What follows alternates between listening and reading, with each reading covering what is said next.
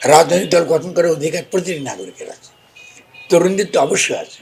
বিশেষত তারা একটা গণ অভ্যুত্থান তার নেতৃত্ব দিয়েছে। যদি তাই হয়ে থাকে তাহলে তাদের ইতিমধ্যে একটি রাজনৈতিক দল করে ফেলার দরকার ছিল বলে আমি মনে করি। তারা অনেক দেরি করে ফেলেছে। তাদের উচিত ছিল প্রক্রিয়াটা অবিলম্বে শুরু করা, এবং শুরু না করার কারণে আমি মনে করি আগামী দিনে তারা বেশ কিছু ক্ষতির সম্মুখীন হবে।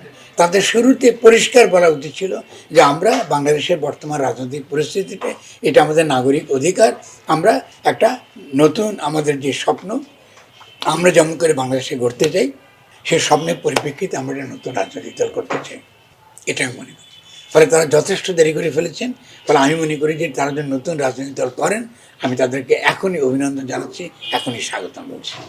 আমার কমরেড বলেন, আমার সহধর্মিণী, তিনি তার নিজের গুণেই তিনি এই সমাজে আছেন।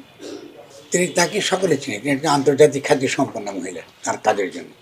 ফলে তিনি যদি মনে করেন এই বৈদেশিক সরকারে থাকতে হবে, এবং আমি সেক্ষেত্রে মনে করি তিনি সঠিক, কারণ আমি ডক্টর ইউনূসকে সমর্থন করি এবং এই সরকারকে আমি সমর্থন করি, আমার সমালোচনা আছে, কিন্তু তার মানে এই নয় যে আমি এই অন্তর্বর্তীকালীন সরকারের সমর্থক নই। ফলে আমি তো কোনো সমস্যা দেখি না।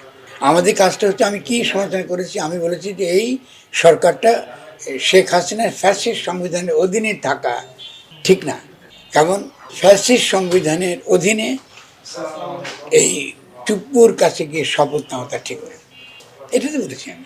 এবং আমি চাই যে এই সরকারের কাছে ক্ষমতা আরও কেন্দ্রীভূত হোক, আরও শক্তিশালী হোক। তো তিনি তো থাকবেন, অসুবিধা। চুপ্পু সাহেব, আসিফ নজরুল সাহেব বা মোস্তাফা ফারুকী, এসটি ইমাম, তাদের অনেক বিতর্ক হয়েছে। বিতর্ক থাকার পর তাদেরকে সরানো গেল, এটা কেন গেল না? আসলে এটা তো আমি বলতে পারবো না, এটা আপনারা সাংবাদিক, আপনারা আমাকে বলবেন।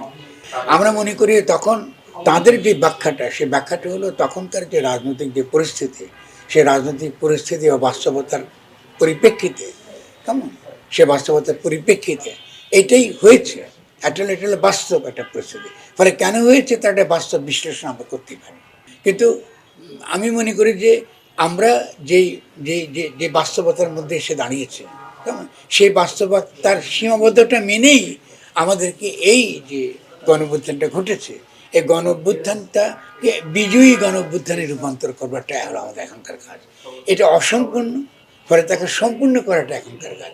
এটাই আমার বুদ্ধিভিত্তিক ভূমিকা বলতে পারেন। আমার এখনকার রাজনৈতিক ভূমিকা একান্তই আমরা যা চেয়েছি সেটা পুরোটা পাইনি। ফলে তাকে যদি আমরা পূর্ণ একটা গণঅভ্যুত্থানের দিকে নিতে চাই, তাহলে আমাদেরকে এখন কাজ করে যেতে হবে।